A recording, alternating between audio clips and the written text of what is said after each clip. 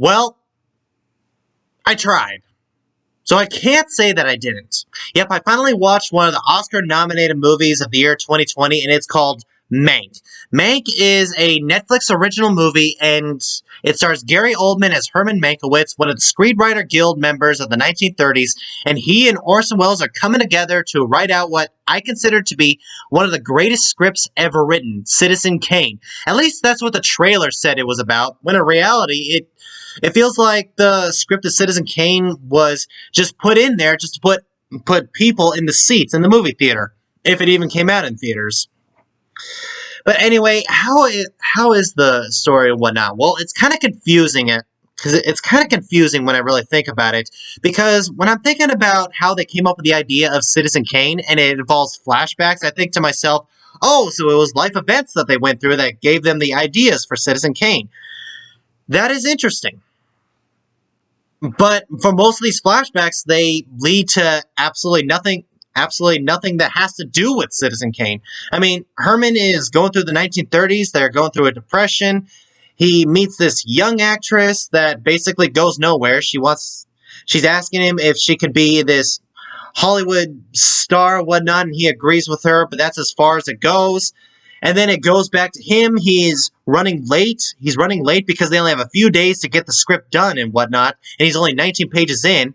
And I'm thinking to myself, okay, so this is what the movie is about. It's about his life events that lead up to the script of Citizen Kane. But a couple scenes later, he's done. He's done with the script. And the movie's not even halfway over. And it's got to do with this election that happened in the 1930s, I guess. Now, granted, there is an election in Citizen Kane and everything, and Charles Foster Kane, spoiler alert, he loses the election, but there's a reason why he lost the election if you watch the movie.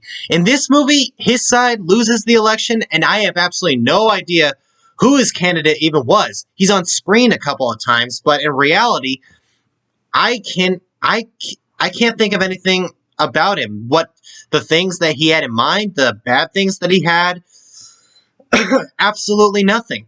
They just fly over that much, and the movie tries to tell you that him losing the election was a bad thing. And for the most part in this movie, I just don't like Herman Mankiewecz at all. I mean, granted, Gary Oldman does a great job in the movie.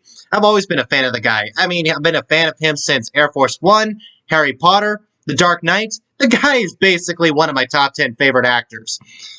And for this movie, he does a good job for what he's given. It's just the direction, the writing, and just the plain old storyline that leads absolutely nowhere.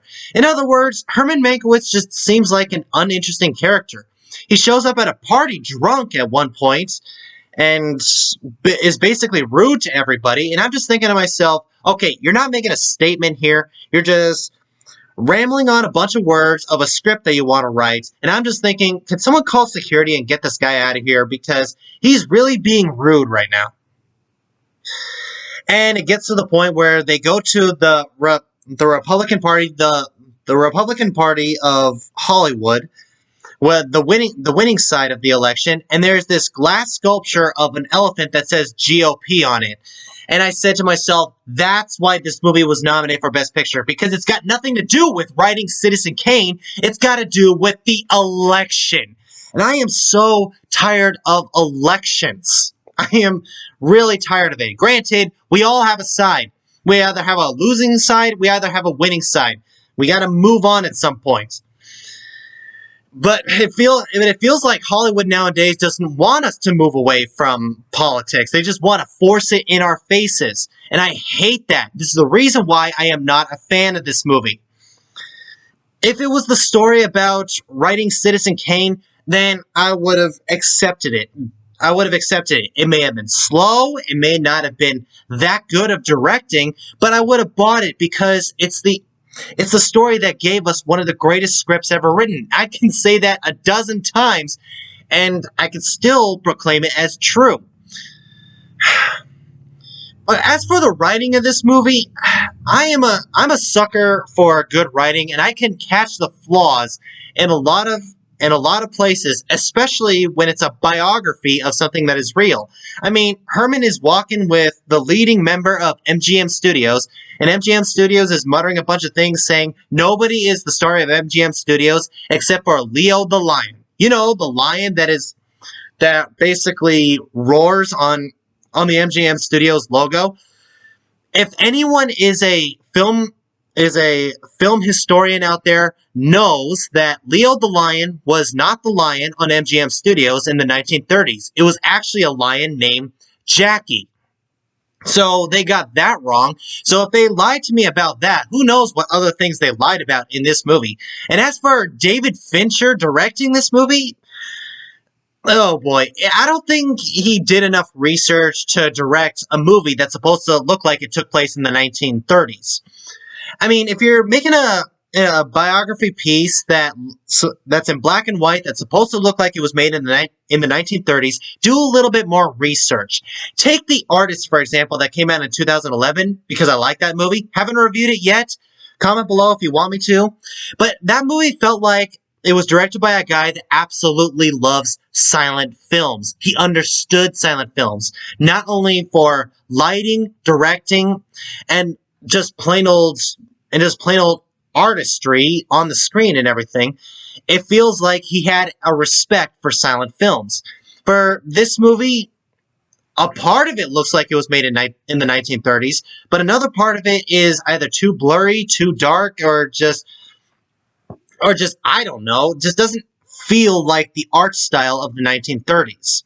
So that kind of fails in on itself. So guys, in the end, this has got to be one of the worst David Fincher directed movies since Alien 3. May not be as bad as Alien 3, I'll admit, because the acting was fine in this movie. It's just, I can't get over the fact that there are some moments of writing that I did not like. The story made absolutely no sense, and the fact that this movie went full on political just makes me irritated. So you can watch this movie, you can like it, but I'll probably never watch this movie again. And thanks to this movie telling me that it was basically the only film out of all the nominations that made money, then I have no interest in watching any other of the Oscar-nominated movies. So I'll say this movie's okay, but no one's gonna hate you if you skip it. So guys, Mank, have you seen it? If you have a different opinion than me, that's fine. Just comment below, and I'll see you in the next video.